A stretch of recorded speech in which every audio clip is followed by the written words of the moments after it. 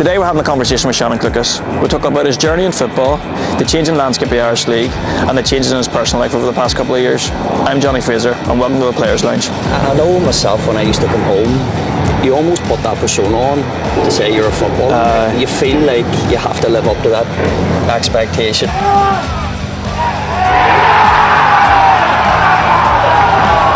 You know, right now, our league's probably as strong as it's ever been in terms of, you know, player opportunities and professionalism, and, you know, there's more eyes on players over here, that, you know, to get that potential move.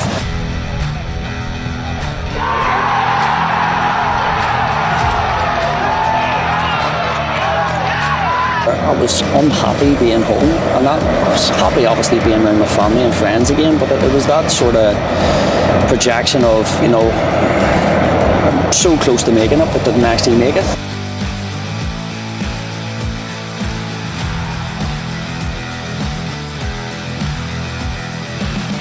But I've loved my time at Carrick so far. There's a great change room, a great group of lads. The club have been brilliant with me. They have an investment and they've got big plans and ambitions as well. Might fall to Burke, edge of the area. He curls one in, and what a wonderful goal from Cormac Burke. His back towards goal. He twists, he turned, and he curled it. I think you get older, you do reflect a lot more, and you get a family and things like that. That's probably the highlight of my career. But the joy that brought to so many people within Dungannon, and the fact that we were the first ever to bring a senior trophy home. Harper has the League Cup in his hands, and he raises it aloft. Massive celebrations. Good to see you, mate. Thanks for taking the time. How are you? All good, mate. Good to see you. Question to start us off. Yeah. When was the first time you met me? Do you know the answer to this? I do know the answer. And the first time I seen you play football as well. First time I met you or played against you? No, first time met me. Glentoran? Nope. Linfield Swifts. You and Paul had just signed from, who'd you come from? Bristol? And Paul had signed from Hull. Yes. And you'd signed like the day before, and at the time I was playing for the Swifts, which at the time the Linfield Swifts was big, like we had a cup game, intermediate cup or something like that, against Lisburn Rangers, and you two had just signed. You obviously had been sent to get a bit of fitness. The Rezzies? For the Rezzies before like going in the first team, and quite literally the two worst performances I have ever seen. We got beat by Lisburn Rangers like 4-0. You must have been playing, were you? Yeah, I was playing. But I remember at the time thinking, after the game, like, how have these two lads just come from England and they've just come down to our Linfield Swifts game and got hammered? But then obviously after that, my opinion of you just went through the roof, but it wasn't a great first impression. Talk back to whenever you first came back across the Irish League. Obviously you're over, I think it was a Preston you went over to initially. Yeah. What was that experience like when you went over when you were, you know, young? Unbelievable. Even just to get the opportunity to be in and around Preston were in the championship at the time, you know, that full-time environment. I moved over when I was 16. I think what really helped me in terms of, I didn't really get homesick that much, but I think a big part of that and a big reason for that was we had 8 or 9 guys from Northern Ireland over playing in Preston. So with Conor McLaughlin, Neil Dugan, Jimmy Douglas, Scott Davison, Michael McClellan, Dan Devine. Apologies if I've left anyone out, just off the top of my head. So we had a really good group there that I think felt like home almost. It almost felt like a home away from home, yeah. So I certainly anyway settled in really easy and didn't really get homesick that much.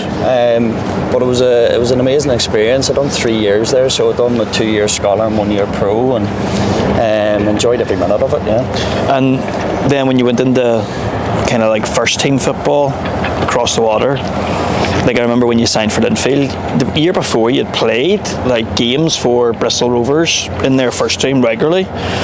From the outside looking in, like, did you have offers to stay across in England, or was that at a time when you were kind of wanted to come back home to the Irish League? What was your motivation? Was it you had to come home, or did you want to come home? Yeah, no, I think it was a case of I had to come home. I think this is where it's hard for guys like us. Like, I wasn't on massive money. I was renting a place that Bristol Rovers were actually paying for, and then we actually got relegated from League Two, and they had to make cuts to the budget, and then I ended up getting released. So I had a decision to stay there and look for trials, which I'd done. My agent at the time, Steve Blatherwick, who was brilliant, took me up to his house. He lived in Nottingham. I'd done a trial at Mansfield and thought I'd done quite well, but again, nothing come back from it. But I only did do that one trial and then came home.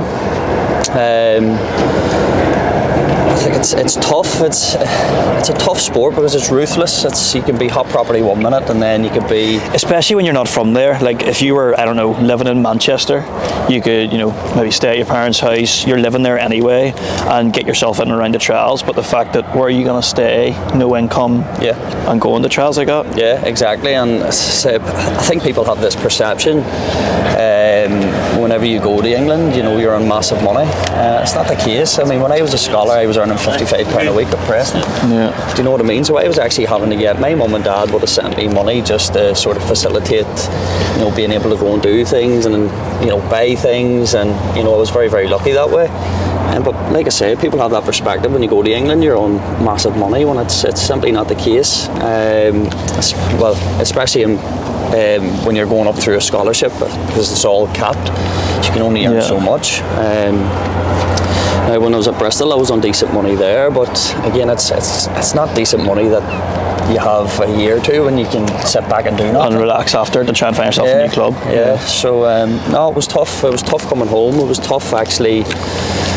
As I said, once you go over, you sort of live up to that expectation. I know myself, when I used to come home, you almost put that persona on to say you're a footballer. You feel like you have to live up to that expectation of people think you're making a fortune, and then when you're on nights out and you're dressing, you're always you're overspending what you're actually. Well, I know I was anyway, and I know a lot of people within that or within the game that I have been around have felt like that as well. So like I say, it was really, really tough coming home. So you almost feel like a bit of a failure, and then you're thinking, what is next? And then you're starting to think about, your next club.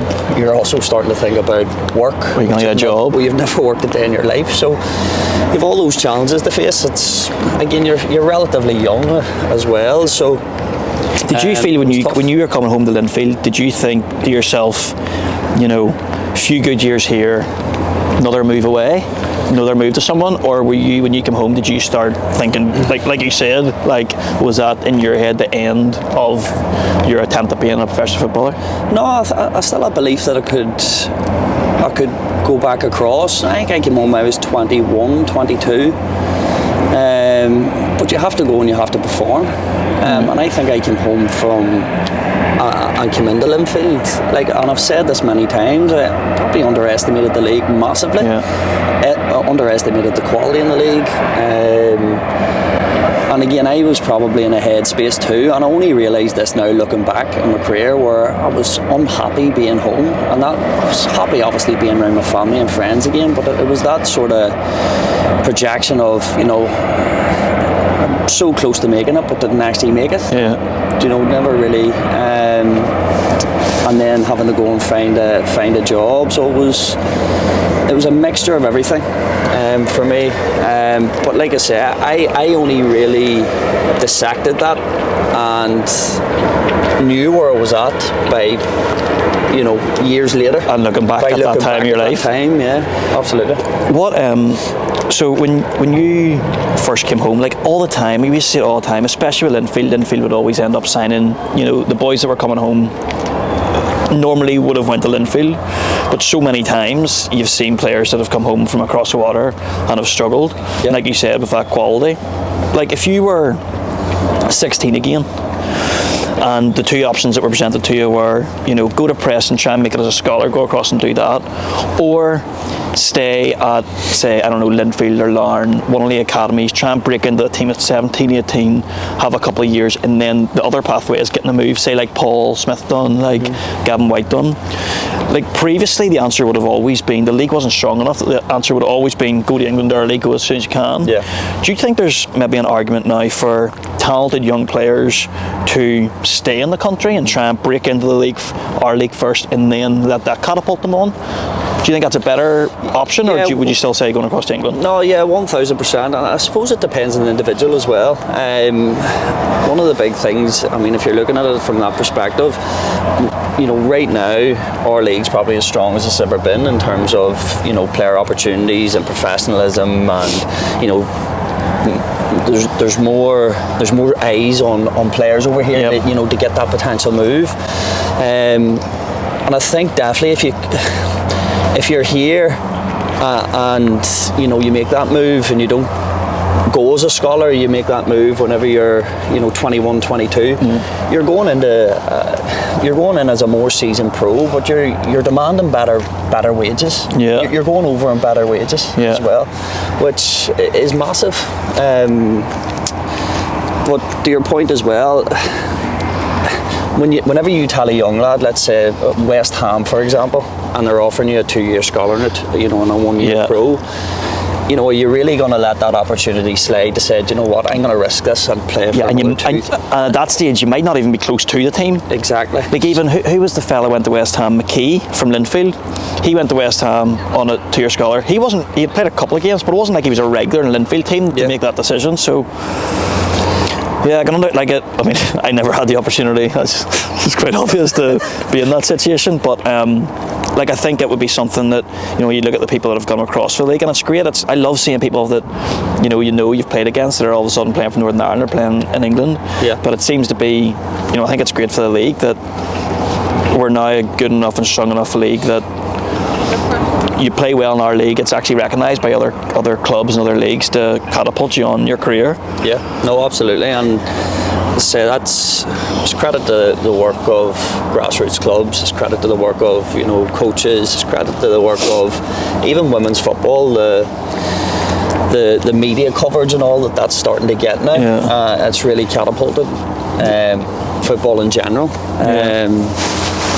But yeah, and going back to Linfield, so I think it's fair to say you probably struggled a little bit to get into what was a strong I shouldn't walk on that. What was probably a strong Linfield time at the side. I'm trying to think who were the midfielders, probably Philly, Lowry, Muggers, Grant McCann. Was he there when you were there? Yeah, so it's obviously a very tough team to break into in centre midfield. What was your, looking back, how do you look back at your time in Linfield? Obviously you'd said that you didn't probably feel quite at yourself at that time. Feeney was a manager. What was your relationship like with him, and what ultimately led to? We're not going back down to Feeney. He can't be catching me out in that again, I think everybody knows. Listen, I had my issues with Linfield. There was a lot of things that went on. There was a lot of things that were going on in my head as well that I probably wasn't as focused as maybe I would have should have been. And like I say, having that reflection, listen, Linfield's an incredible club. It's a great club. It's the most. There's nowhere like it. It's the most successful club in Northern Ireland, and they're massive.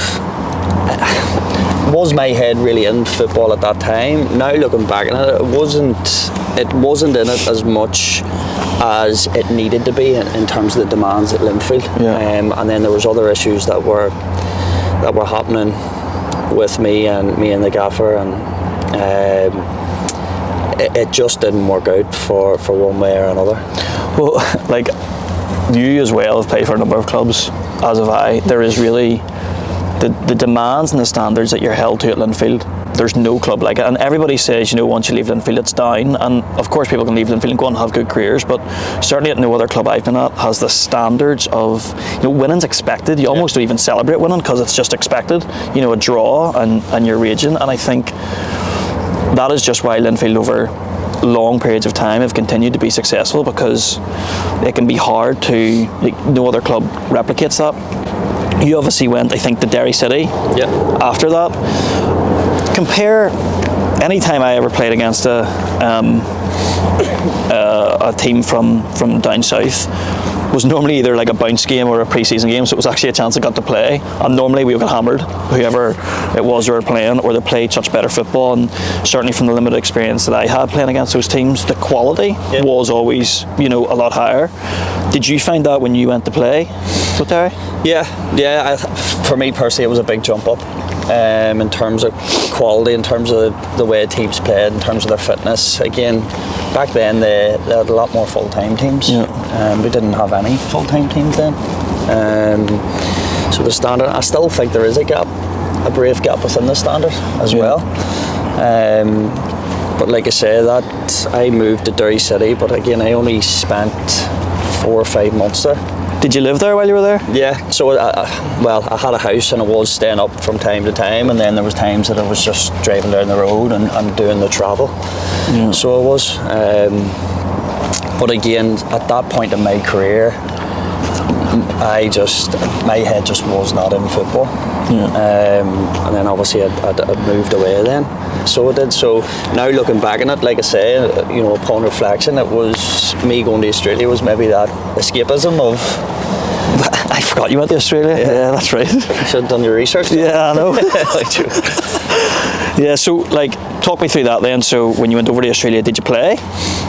I had a couple of trials lined up with a couple of teams in the A-League. One of them fell through. I have family over in Adelaide and different parts of Australia as well, so I went out and stayed with my great aunt Michelle. She put me up, and I ended up signing with a club regionally under the A-League. And I was there for about a week, and my head just wasn't in it. I thought, you know what, if ever there was a time to travel and take the reins off and just go and explore life, as funny as that may sound, I think I just had that realisation of, you know what, I can just chill out here for a year and just go and meet different people and travel a bit. And I think where that came from was, moving away from home when I was 16, I was always in a structure and a schedule. And my mates would have went to uni, and then they would have had holidays in July and August. First time lads holidays, and I didn't really experience that with them. Yes, I did it with end of season trips and stuff for the club. But upon reflection, I think I was sort of trying to make up for that, maybe in a way. And going, if ever there was opportunity just to take a year out and clear my head, that was the right time. So. And do you think, you obviously then came home after that? Did you have a urge to get back into football and go back to the structure? And did you come home and think, I really want to get back into this again? Or was it a case of, it's Dungannon, so it's handy, and I may as well go back, and that's how you fell back into it? No, see, to be fair, Jonny, I think I got there about 11 and a half months in. I was on a 12-month visa, and I initially went to do the farm work. I spent about 4 or 5 weeks and ended up getting kicked out of the farm for partying and bragging about. So I was coming towards the end of that sort of 12-month visa, and I just had enough. I was drinking Thursday, Friday, Saturday, maybe Sunday, bouncing about different jobs. I just woke up one morning, and I remember looking myself in the mirror, like a little bit of a belly. A couple of lads in the office, Heggsy and that, I had to send a picture, and so we got and all, were giving me grief. But I remember waking up and just looking in the mirror and going, I need to get home. And it was that point then I sort of realised I needed that structure. I was so used to it. I'd become accustomed to it. I needed the structure, I needed the routine. Because without that, I'd just went and wavered everywhere. But I did, when I went, I was away in Australia for about 9 weeks. I lasted not as long as 11 and a half months. But I went out there, went to the football. Did you mean to go out for a year? Yeah, I was going out to play football. I went out and signed for Altona City in Melbourne. Shock, I'd done my hammy straight away, right? And then how many times you done that hammy? 10 times, both legs. And then I was like, well, what am I going to do now? Because my whole income was the football, so I started working in construction. And I've done this, but obviously I had no skills. So every day I was just lifting scrap metal and wood, walking over to a skip and putting it in a skip. You're the And runner. I was like, I had a good job back home. I had, obviously a bit of a career here with football as well. And exact same thing, just woke up one day. I lived with Jonny Black at the time, which wasn't great either, because then you end up doing the wrong things. And I just woke up one day and I went into Jonny and said, I ain't going home. And I was supposed to be out there for the full year, and I rang up my job and says, here, no way, I took a year sabbatical. Can I just come back to my normal life too? So obviously it didn't take me as, I was very much quicker in realising that, but I would feel the same, that like I kind of desire that structure in my life, like staying busy, having a structured routine to do things, or else I probably will end up doing, the wrong things, which isn't good for your life. Yeah, and listen, that's a good thing. I think it's good that you're able to realise that, because you could easily go down the wrong path. You could easily spiral, down the wrong path really, really easily. So I was the exact same as you, only I maybe stuck it out a wee bit longer. So when you came home, was Rodney manager at Dungannon at the time? Yeah. So the story is, Rod was manager. He had phoned me up and he was asking me, what's your thoughts? You going to come home? Are you going to come back playing? And at that stage I was like, yes please, yes. Like I say, I realised that I needed all that routine structure, and to be fair, I missed it. I missed the football as well. And Dungannon paid my flights home, got me home, looked after me really, really well, and then went back to Dungannon, largely overweight. From the outside looking in, Dungannon just seems like, don't get me wrong, I wouldn't want to live there, but it seems like such a community, from even like you and Hegsy and Paul Mack and Charlie as well. When I was at Cruise, Charlie used to say as well, like it's just such a close-knit community of people. You all grew up playing together, and a real desire to want to do well for Dungannon, which isn't common. I think of, Carrick Rangers, say, where you are now, we can talk about it later. It's not like there's a whole pile of people who are busting to play for Carrick because they're from Carrick, and that's fine. That is just the usual across our league. But Dungannon just does seem different. Every year there just seems to be, 4 new 17-year-olds out of nowhere who are starting every week. What is it about Dungannon and is it the youth setup? Is it the community? Is it the fact that it's a small town that just over and over again there seems to be people who care about Dungannon, do well for Dungannon, and end up producing great footballers? If you think of the amount of people, the amount of players that have come through Dungannon and went on to actually do really, really good things, and big things in the game, it's for such a small town, it's incredible. A lot of that's to do with coaching. So like Dixie Robinson has been around that club for a lifetime, and he was my first ever manager. I owe a lot to Dixie. Rodney as well, who's probably, if not top, in that sort of top 2 bracket of the best coaches I probably ever worked under. And I think if you look at his CV and what he's doing now with Dungannon at the moment, and what he done previous and delivering a League Cup as well, how amazing was that? Must have been. Is that the highlight when you look back at your winning a cup, all your mates for your hometown? Like I say, reflection. I think you get older, you do reflect a lot more, and you get a family and things like that. That's probably the highlight of my career. Like going to England and all was, yes, it's brilliant. It's you dream of it as a young lad, going and trying to have a crack at it. But the joy that brought to so many people within Dungannon, and the fact that we were the first ever to bring a senior trophy home to Dungannon, and being a local lad, myself, Hegsy, Paul Mack, wee Charlie.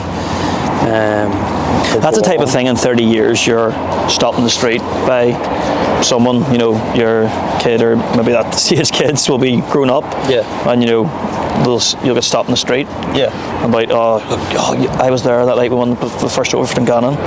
Although the way that Dungannon they're going, it might not be the last trophy that they win. No, and hopefully not. Say Rod's doing an incredible job, but do you know what?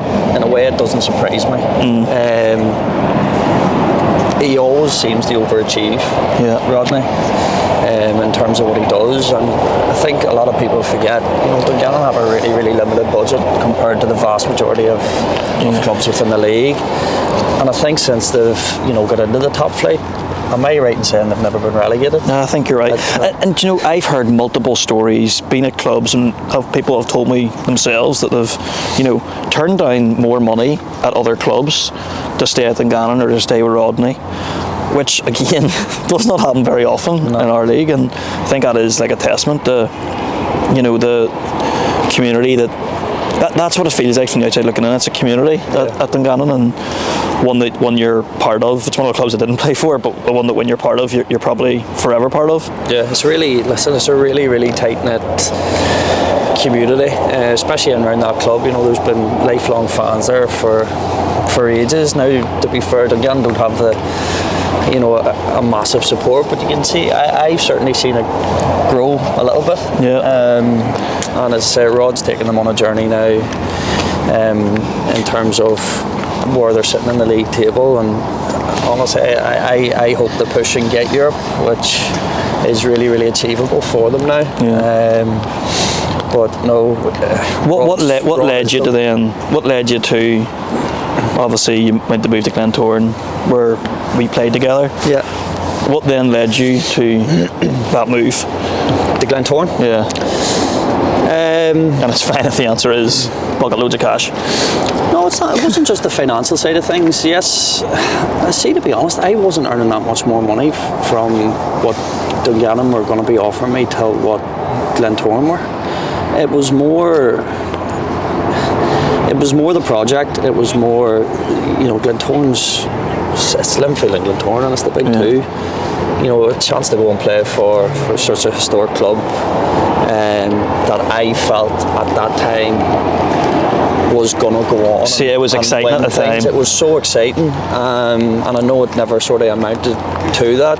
I was obviously cup-tied for the Irish Cup as well, and all of it never sort of worked out the way it was planned, but it was more the fact of the history of the club, the fan base, you know, the overall project. It was a special time because, you know, the Glens fans, and probably rightfully so, historically have been negative, right? They're always seem to be the little brother of Linfield. Linfield are always seeming to one-up them, but at that time there was so much positivity around the club. It was great to be a part of, no matter who you met, when you played games, even when you were getting beat, the crowd was willing you on, and it was for me personally, looking back, that was the best time of my career because there was just so much positivity in and around the club. But you know, obviously there's still a lot of potential there, but you're right, like given, I mean, how many years ago was that now?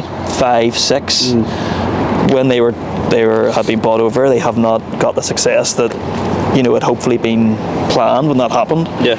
Did you, like, how long were you there? 2 years, 3 years? Did you enjoy your time there? Like, when you look back at that again, is that fond, or do you feel it is, you know, there's 2-3 seasons that I could have maybe put my energy elsewhere? No, definitely not. It was, looking back, mixed emotions, but you know, the opportunity to go out and represent, you know, one of the biggest clubs in Northern Ireland, with an unbelievable fan base. I have no regrets in terms of what I've done, and when I made that move, the biggest regret was obviously not winning enough trophies, and not being part of enough celebrations with the fans with trophies. I mean, the Irish Cup was bittersweet for me because, like I said, I was cup-tied. And that was the only trophy that was delivered. And now, to be fair to the fans, you know, the investment and the amount of money that was spent and the quality of player that was there, you know, I understood why they were getting frustrated. Do you know what I mean? I understood why, you know, emotions, you know, get the better of fans at times, and I completely understood, you know, why that was the case with us, because we massively under-delivered. And I still can't work out why that was. Because everybody, like, it wasn't as if, you know, I think it's easy to look from the outside as a fan, be like, oh, you know, you bring in mercenaries or things like that. But that changing room was a strong changing room that everybody did genuinely really care and want to be successful, and it just didn't work out. And now, like, at least from my perspective looking, you know, you had Larne had the investments, you had obviously Linfield always, and then you had Glentoran. Now when you look at the league, that advantage of having a big financial backer, even if Glentoran's is, the biggest. Yeah. Ballymena have had investment. Coleraine are now making moves, getting investment. Even Carrick are getting investment. Like all these, there's other teams that are now investing, which is now maybe, in my opinion, it's not now that Glentoran can go and bring in all the best players in the league because they now have competition for it. Yeah. That being said, I think the Glens look really good this year, and I think they are definitely a threat in the title race. But I guess we can go. No, I did say that. Actually, when I left Glentoran, they needed to go proper full time, and there were still a few players there. Me, Shane McCartan. There's still a few players that weren't willing or just weren't in the position to do that. To do that.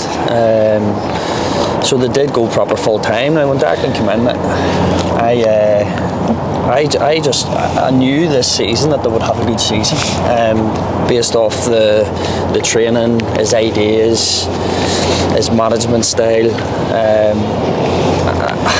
I just had a really good feeling that the Glens would do well. And listen, I didn't want to have to leave the Glens.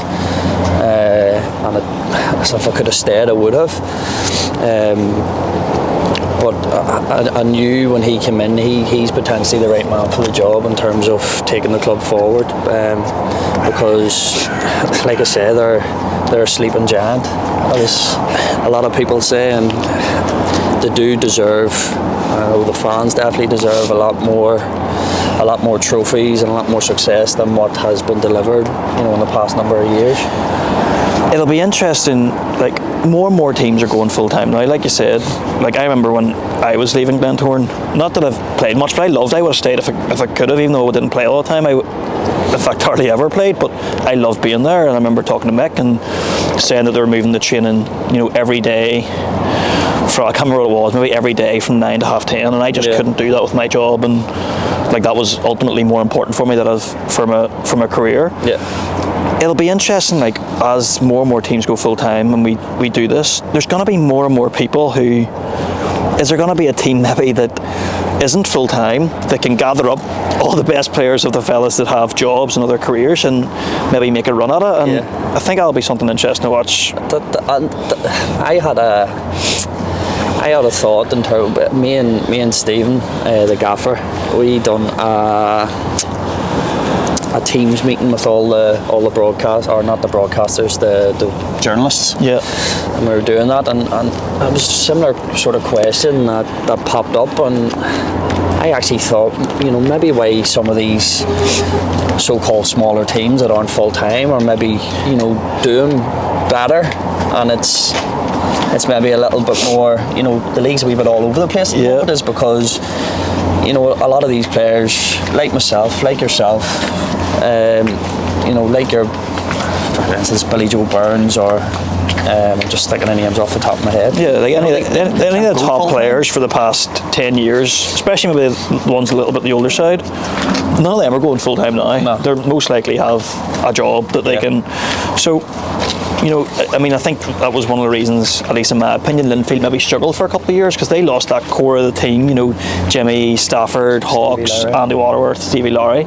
They lost them, all their best players, because they were going to full time. All of a sudden, they're hard players to replace. Doesn't matter, if they're bringing in players that are full time or part time. Those lads were top players. So, it'll be interesting over.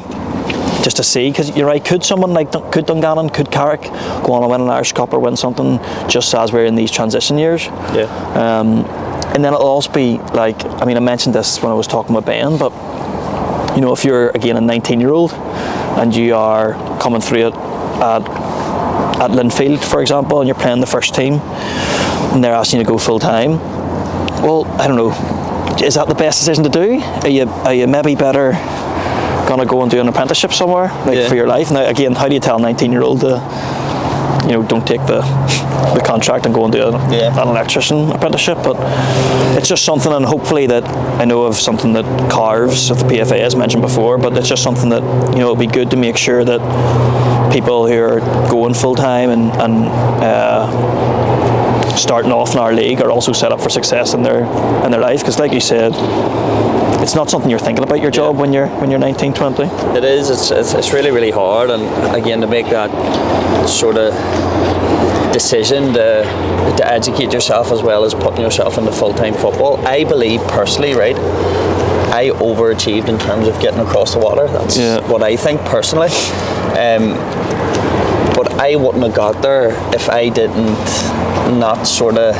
I mean, if I had to try to juggle both, I wouldn't have. I don't think I'd have made that jump. Yeah, I know what you mean. Whereas I was so focused in terms of I'm going to be a footballer and that's it, and that's all I thought about. And my mum and dad used to say to me, what is it that you want to do? What is it that you want to be? And I'm like, honestly, I don't know anything else but a footballer.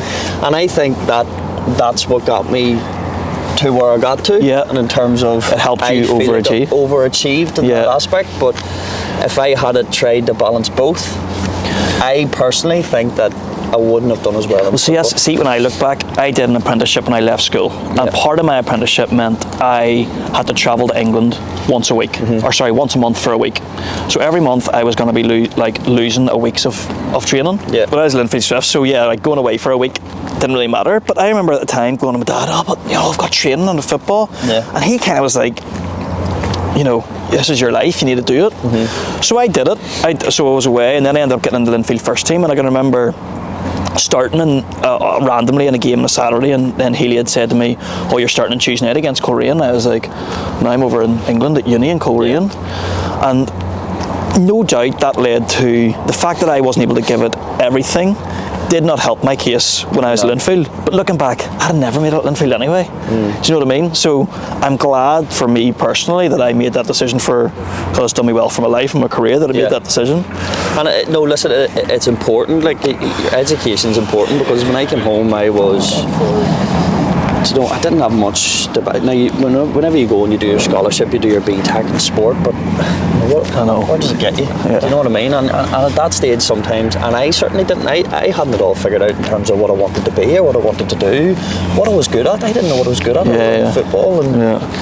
And, but I suppose if it was my son, I would want him, to really sort of knuckle down and get something behind them as well. Yeah. Because I think that's important, because if you think of how many footballers actually make it, it's 1% of. Do you know what I mean? It's even a 1% chance of actually going and making really, really good money and a good earning. And it's been a topic recently, obviously, with rumours that Joel Cooper's going to Coleraine for more money, and I just cannot wrap my head around people that are complaining about that.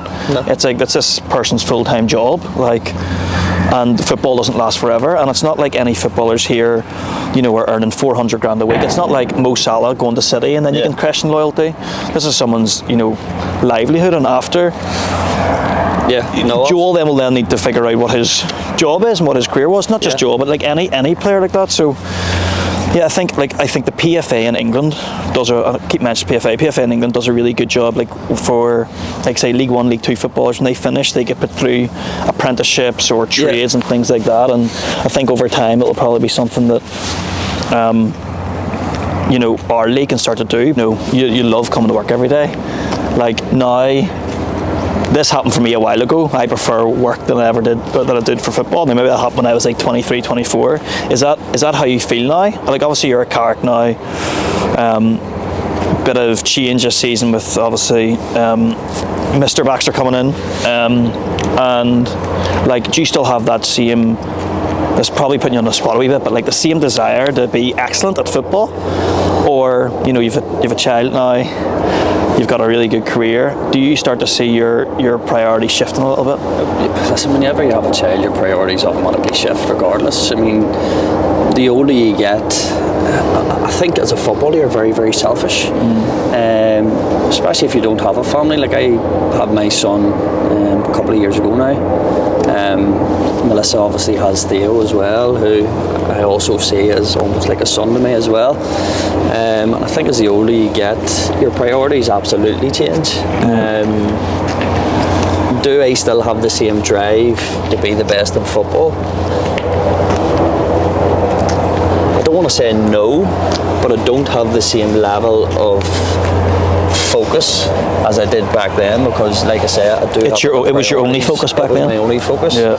But that doesn't mean to say. I mean, when I'm training or when I'm playing matches, I'm still as determined as ever to win. Yeah. I don't think that will ever leave me. I mean, I think out of all the players I've played with, of which there's been a lot, I think you're probably the least likely that would ever, lie down or not give, 100%. And how have you found Carrick in general? Obviously, Shirley was the person that signed you.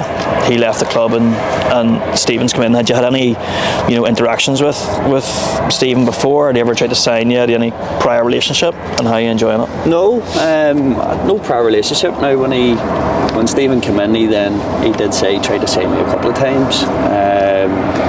But no, it's been really good. Obviously, I came in under Sturdy and things didn't get off. We didn't get the start that we wanted, and unfortunately, he ended up resigning. And he was the one that brought me in, and you almost feel like you let, because at the end of the day, it's a job for him as well, and it's a really, really high pressure job. So I felt for him. We obviously didn't deliver as a team, and people think like you don't care. You absolutely care, especially if you're, they're a good lad. Yeah. Sturdy'd do anything for you.